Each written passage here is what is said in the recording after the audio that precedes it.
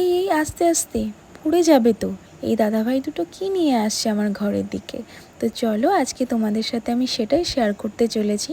যখন আমি মেকআপের ইন্ডাস্ট্রিতে প্রথম আসি তখন থেকেই আমার এই জিনিসটা খুব প্রিয় ছিল, কিন্তু আমি জিনিসটা নিতে পারিনি। আজ 4 বছর পর আমি জিনিসটা নিয়েছি, তো সেটাই তোমাদের সাথে শেয়ার করছি।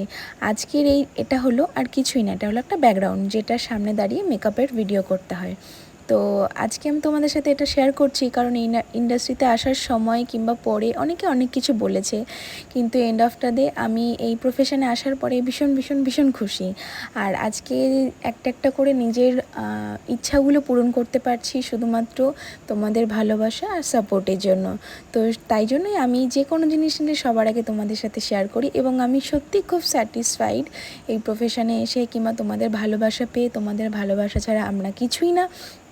তো প্রথম থেকে তোমরা আমাকে যেভাবে সাপোর্ট করেছো, যেভাবে ভালোবাসা দিয়েছো, এভাবেই সাপোর্ট করতে থাকো, ভালোবাসা দিতে থাকো।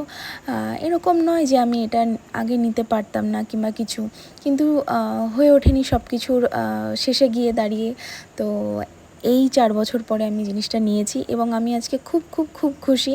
তাই তোমাদের সাথেই আমি জিনিসটা শেয়ার করছি।